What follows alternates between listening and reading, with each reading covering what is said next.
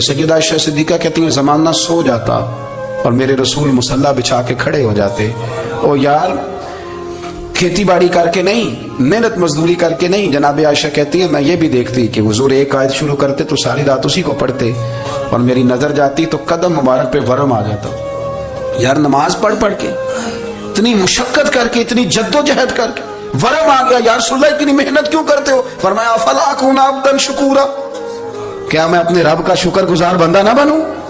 सहाबा का ज़ौक़ इबादतों का, रियाजतों का, तिलावतों का, तबीयतें उनकी, वो एक दूसरे को, हजरत मौला अली शेर खुदा करम अल्लाह ताला वजहुल करीम के ज़माने में रूम के बादशाह ने कहा यार ये मुसलमानों का पता तो करो, ये आखिर क्यों इतने ज़्यादा मुजाहिद हैं। उस ज़माने में जासूस भेजने का मिजाज था, अब तो जासूस पकड़ा जाता है, अब तो जासूस हो, और जासूसी का शौक वैसे आज भी है। अर्ज करूँ थोड़ी सी बात इस उन्वान से। पता है क्या हमारा मसला है? हम जहाँ जाते हैं ना वहाँ थोड़ी खुशबू सूंघने की कोशिश करते हैं। वो क्या है तो ये क्या है तो इधर क्या है तो थोड़ा सा उधर क्या है। मेरे रसूल पाक पढ़िए दुरूद शरीफ, सारे पढ़िए जरा जोर से, सल्लल्लाहु ताला। नबी पाक अलैहिस्सलाम ने फरमाया जासूसी ना करना वरना तुम बंदों को खराब कर दो, और फरमाया इस तरह ना हो कि तुम किसी के आप खोल ना निकलो तो तुम्हारे पहले खोल जाएं। ये जो ज़ौक़ है ना ये ख़त्म करें, छोड़ें। मतलब आप किस चक्कर में पड़े हुए हैं? इतनी ज्यादा तवज्जो करने की क्या जरूरत है? इन्हें काम से काम रखें, इसमें बंदा थोड़ा सा ना आसान रहता है। ये जो बहुत ज्यादा टटोलने वाले लोग होते हैं ना वो बेचारे फिर उम्र टटोलते ही गुजार देते हैं, इसलिए कि मिजाज ही बहुत पक्का है। बोरी का मुंह खोल के अंदर तक हाथ डालना, तो फिर कई दफा सामने से पिछू भी लड़ जाता है, खराबी होती। तो जासूसी की जाती थी, उसने भी जासूस भेजे, क्योंकि कबीलों के लोग थे, कुछ मुस्लिम कुछ काफिर, पहचाने नहीं जाते थे लोग, तो कुछ लोग उसने भेजे। उन्होंने आके ना तहकीक की, रिसर्च करी कि आखिर माजरा क्या है। तो वापस जाकर उन्होंने रिपोर्ट दी ना रूम के बादशाह को। उस रिपोर्ट का एक जुमला बड़ा शानदार है। वो कहने लगा बादशाह हमें मुसलमानों की कोई समझ नहीं आई, हमें कोई समझ नहीं आई। उन्होंने कहा क्यों नहीं समझ आई? कहने लगे यार अजीब बंदे हैं, जब रात मुसल्ले पे बैठते हैं तो यूं लगता है इनका दुनिया से रिश्ता ही कोई नहीं, कोई किसी को नहीं जानता, कोई अपने दुख सुना के रो रहा है, कोई अपनी बात करके रो रहा है, लगता है कि इनका कोई रिश्ता है ही नहीं जब मुसल्ले पे बैठते हैं। और फरमाया जब सवेरे ये जिहाद करने निकलते हैं तो लगता है इनसे ज्यादा दलेर ही कोई नहीं। हालांकि जो मुसल्लों पे रोने धोने के लोग होते हैं वो कई दफा जिहाद में काम नहीं करते, लेकिन अजीब लोग हैं कि रात के राहिब हैं, दिन के मुजाहिद हैं, कोई समझ नहीं आता। मेरे अजीज, उन लोगों ने मुसल्ला आबाद करके रखा, तिलावतें उनका ज़ौक़ रही, मंज़र रोज पढ़ना, असबाक पढ़ना, वज़ाइफ पढ़ना, ये उनका ज़ौक़ रहा। आला हज़रत बरेलवी रहमतुल्लाह ने 1000 किताब लिखी है, लेकिन अल वजीफतुल करीमा के नाम से जो वो सुबह शाम वज़ाइफ पढ़ते थे वो अलग उन्होंने उनको बयान किया, पाबंदी के साथ अपनी अल्लाह अल्लाह करते थे। शेख शहाबुद्दीन सोहरवर्दी रहमतुल्लाह अलैह, इस पर एक बंदे ने एतराज किया, उसने कहा जी आप किस किस्म के सूफी हैं, मुरीद बैठे हैं और आप वहां नफल पढ़ रहे हैं। ये बड़ा मसला होता है ना, जो बंदा मिलने आता है वो अपने टाइम के हिसाब से आता है, और उसका ये भी ख्याल होता है कि पीर साहब जो हैं वो चूंकि दरवेश हैं तो ना उन्हें रोटी खानी चाहिए ना सोना चाहिए, चूंकि वो दरवेश हैं, और हम चूंकि दरवेशों के मानने वाले हैं, लिहाजा हमारा ये तरीका होना चाहिए कि जैसे हम कहें दरवेश वैसे ही कर जाए। हालांकि जिसको आप दरवेश कहेंगे आप उसकी मानेंगे, आप मनवाएंगे नहीं, तो हमारा मिजाज होता है। शेख शहाबुद्दीन पर लोगों ने एतराज की, हुजूर लोग मिलने आए हैं, जियारत करने आए हैं, बंदे दुआ कराने आए हैं, अल्लाह अल्लाह कराने आए, और आप नफल पढ़ रहे हैं। क्या जुमला है, क्या हुस्न है, क्या खूबसूरती है। फरमाने लगे रब रसूल से मांगने के लिए मुसल्ला बिछाया है, अगर वहां से मांगूंगा नहीं तो तुम्हें दूंगा क्या? पहले मुझे कुछ ले तो लेने दो, अगर मेरे पल्ले कुछ है होगी तो आगे दूंगा ना। तो मैं मांगने गया था कि या अल्लाह दे, तेरे बंदे लेने आए दे, तो मैं कुछ लूंगा तो आगे दूंगा ना। लेकिन हमारा ये स्टेटस, ये मिजाज, ये शऊर नहीं है। गप्पे, कहानियां, दास्ताने, गुफ्तगू, खिताबत, वाज, क्या बात।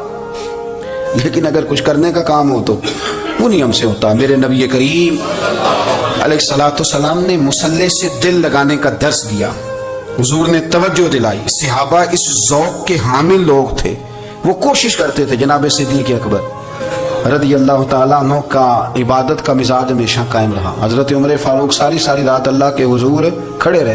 हज़रत उस्मान गनी रज़ी अल्लाह ताला अन्हु इशा की नमाज पढ़ के 2 रकतों की नियत बांधते थे, 15 सिपारे पहली रकत में पढ़ देते और 15 सिपारे कुरान मजीद के दूसरी रकत में पढ़ देते।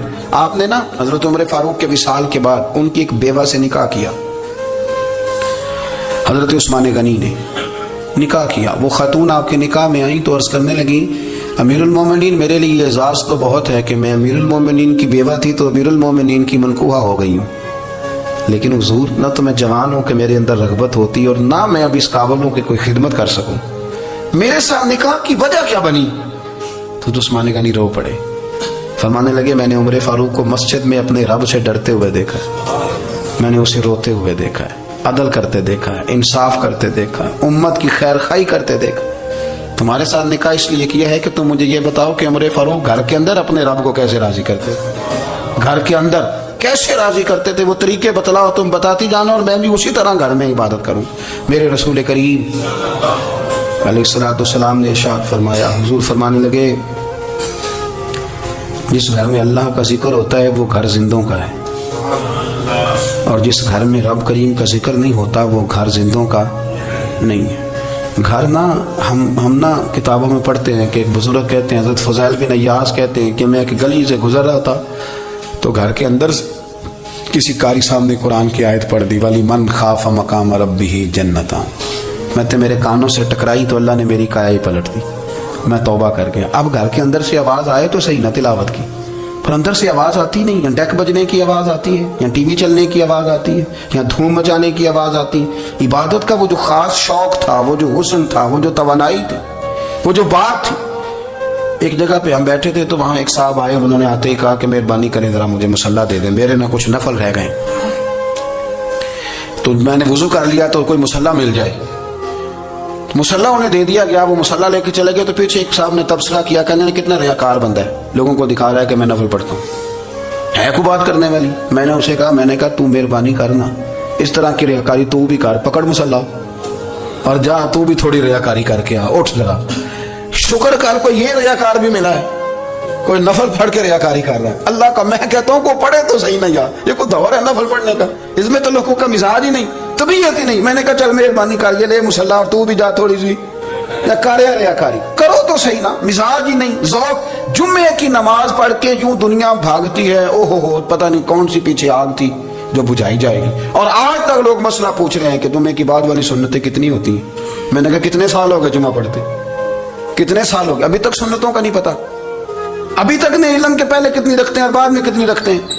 فجر کی سنتیں کب پڑھنی چاہیے، سنو فجر کی سنتوں کے بارے میں. میرے رسول کریم سید عالم صلی اللہ تعالی علیہ وسلم سے ایک صحابی نے پوچھا تھا، حضور میری فجر کی سنتیں رہ گئیں یا رہ جاتی ہیں تو حکم کیا ہے، کیا انداز ہے حضور کا. بخاری مسلم کے لفظ سنو، حضور سید عالم صلی اللہ علیہ وسلم فرمانے لگے، اس نے کیا پوچھا تھا، حضور جواب کیا دیتے، فرمایا فجر کی سنتیں کبھی نہ چھوڑنا، فجر کی پہلی 2 سنتیں کبھی نہ چھوڑنا. یا رسول اللہ صلی اللہ تعالی علیہ وسلم میری رہ گئی ہیں رہ جاتی ہیں، فرمایا فجر کی 2 سنتیں نہ چھوڑنا، فرمایا فجر کی پہلی 2 سنتیں مجھے دنیا اور دنیا کے اندر جو کچھ ہے وہ سب سے زیادہ پیاری ہے.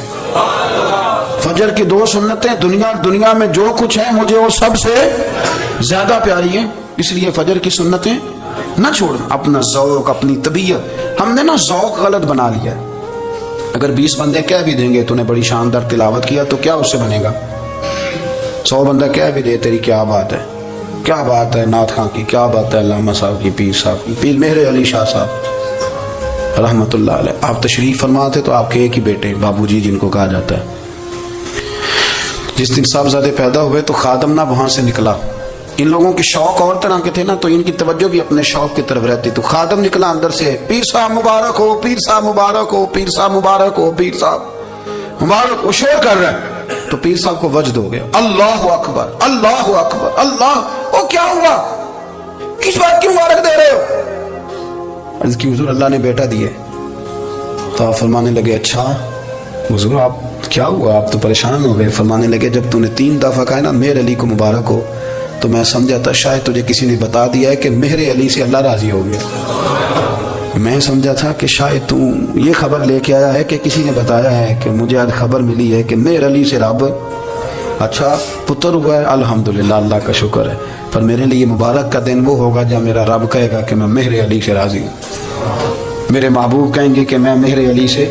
آپ بات کو سمجھیں، شوق ہی کسی اور طرف تھا، دل ہی کہیں اور لگا ہوا تھا، طبیعت ہی کہیں اور مائل تھی. کوئی وظیفہ پوچھتے تھے تو پڑھتے تھے وہ لوگ، کچھ اللہ اللہ انہیں بتائی جاتی تھی تو کرنے کا ذوق رکھتے تھے، طبیعت تھی، قائل تھے.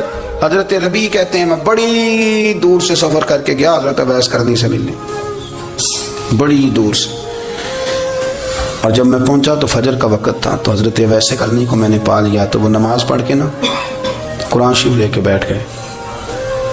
فرماتے ہیں اشراق چاشت کا وقت ہوا تو نفلوں کی نیت باندھ لی۔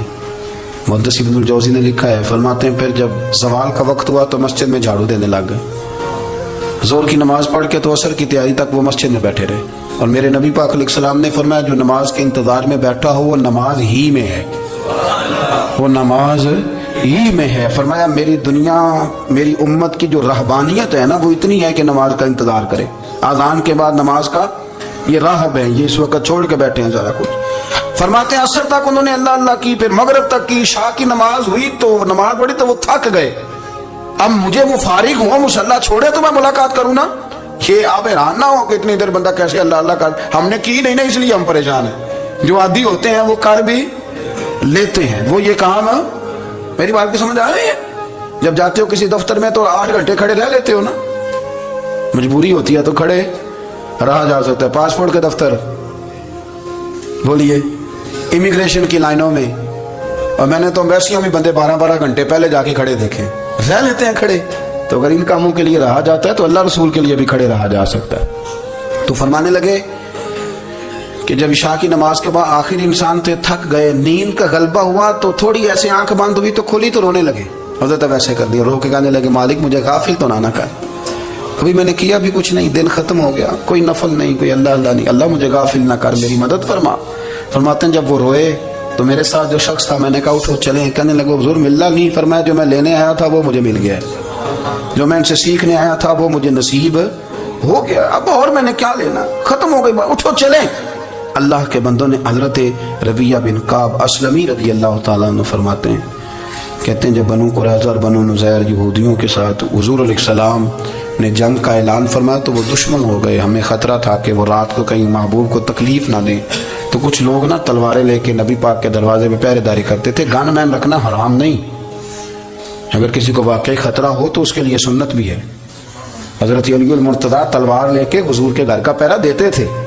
حضرت ربیعہ بن کعب اسلمی رضی اللہ تعالیٰ عنہ فرماتے ہیں کہ رات میری ڈیوٹی تھی کہ میں حضور کے گھر کا پہرا دوں گا، تو فرماتے ہیں میں باہر سن رہا تھا، ساری رات ہی میرے نبی پاک نے اللہ کی تسبیح پڑھی، ساری رات، کبھی تسبیح، کبھی تحلیل، کبھی تحمید، کبھی تکبیر، ساری رات۔ فرماتے ہیں ساری رات حضور پڑھتے رہے اور ساری رات ہی میں سنتا رہا، مجھے اونگ آ گئی، میری آنکھ لگ گئی، حضور ابھی پڑھ رہے تھے، میں تھک کے سو گیا، اور فرماتے ہیں جب میری آنکھ دوبارہ سے کھلی تو میرے کانوں میں پھر کوئی چیز گونجی تو میں نے کان لگایا تو میرے حبیب ابھی بھی اللہ کو یاد کر رہے، ساری رات حضور رب کی عبادت کرتے، اسی لیے تو کہا یا ایھا المزمل قم اللیل الا قلیلا، ابھی ساری رات تو نہ جاگا کر، تھوڑا آرام بھی کر لیا کر۔ میرے بھائی اپنا مصلی، اپنی عبادات، اپنے وظائف، اللہ اللہ جو آپ نے کسی سے سیکھی ہے اس کو کبھی کمزور نہ ہونے دیں۔ شجرہ شریف جو کسی بزرگ سے آپ لے لیتے ہیں تو کیا رسم ہے کوئی؟ اس پہ کچھ لکھا ہوتا ہے، وہ پڑھنے کے لیے دیا جاتا ہے، اس پہ لکھا ہوتا ہے کہ یہ اللہ اللہ آپ نے کرنی ہے۔ ساری زندگی کسی اسکول میں داخل ہو گئے اور وہاں جا کے آپ نصاب ہی نہ پڑھیں، کتاب ہی نہ کھولیں تو پاس ہو جائیں گے؟ تو کہتے ہیں میں 20 سال جاتا رہا ملا کچھ نہیں، تو آپ نے لیا کیا ہے؟ ایک اتنی سی کتاب تھی اس کو تو کھول کے آپ دیکھ نہیں سکے، اس کے وظائف تک تو رسائی نہ ہوئی، اس لیے کہ اللہ اللہ کرنا مشکل ہے اور تصویر کھینچانا یہ آسان کام ہے، تو جو آسان ہے اس طرف ہماری توجہ لگی رہتی ہے اور جو مشکل ہے اس طرف ہم ذوق پیدا نہیں کرتے۔ یا ایھا الناس اعبدوا ربکم الذی خلقکم والذین من قبلکم لعلکم تتقون، اے لوگو اس رب کی عبادت کرو جس نے تمہیں پیدا کیا اور تم سے پہلوں کو پیدا کیا، اس لیے عبادت کرو کہ تم پرہیزگار ہو جاؤ گے۔ مالک سمجھنے کی توفیق عطا فرمائے۔